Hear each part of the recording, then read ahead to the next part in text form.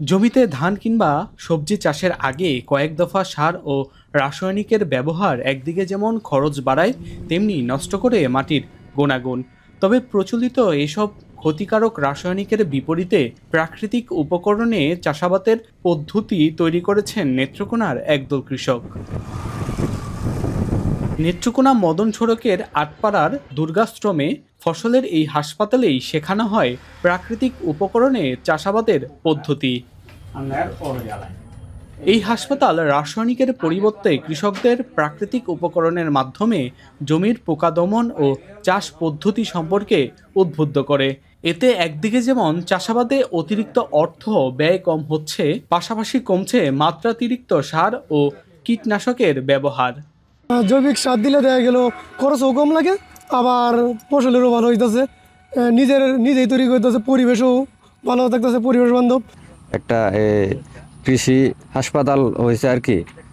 এতে মানে আমাদের একটু উপকৃত হয়েছে মোটামুটি ভালোই। জমিতে সার ছাড়া অন্য জৈব সারের মাধ্যমে কিভাবে আমরা জমিটা করতে পারি, এগুলাই শিক্ষা এনে দেওয়া হইতাছে।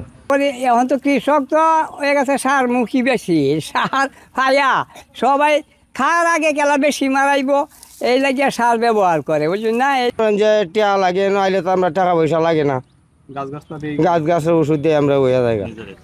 কৃষি বিভাগ ও ধান গবেষণাকারী সংস্থার মাধ্যমে বিভিন্ন পর্যায়ের প্রশিক্ষণ নিয়ে হাসপাতালটির পরিচালনা করছেন ২৭ কৃষক। সমিতি গঠন করে মাসিক ২০ টাকা চাঁদা নিয়ে চলছে কার্যক্রম। প্রতিদিনই দূর দূরান্ত থেকে অনেক কৃষক আসছেন পরামর্শ নিতে।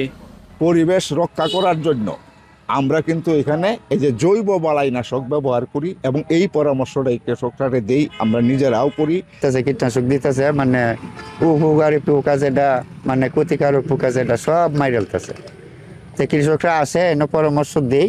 আমরা একটা জৈব বালাইনাশক আমরা তৈরি করি, এই তৈরিটা করিয়া একটা মিশ্রণ তৈরি করিয়া দেই, দিলে যারা যে রোগে আসে এই রোগের দায় আমরা এটি পদ্ধতিটি দিয়ে দিই, পদ্ধতিটি দিয়ে দিলে তারা বাড়িতেই এটি তৈরি করতে পারে। প্রাকৃতিক উপকরণের মাধ্যমে চাষাবাদের পদ্ধতি বিস্তারে কৃষকদের নানা পরামর্শ ও প্রশিক্ষণের ব্যবস্থা করছে কৃষি বিভাগ।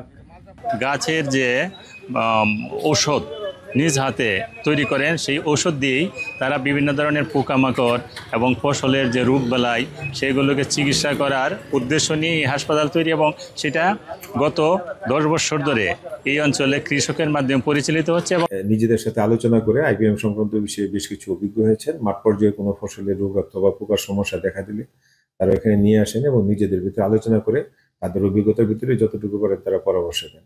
তারপরে যদি কোনো ব্যাপারে যদি তারা অধিকতর পরামর্শ বা কোনো নেওয়া থাকে, সেই ক্ষেত্রে আমাদের কৃষি বিভাগ যারা আছেন তাদের সাথে তারা যোগাযোগ রাখেন। এইভাবে এই কার্যক্রমটি চলমান আছে। তাদের যে উদ্যোগটি, এটা আসলে একটি প্রশংসনীয় উদ্যোগ।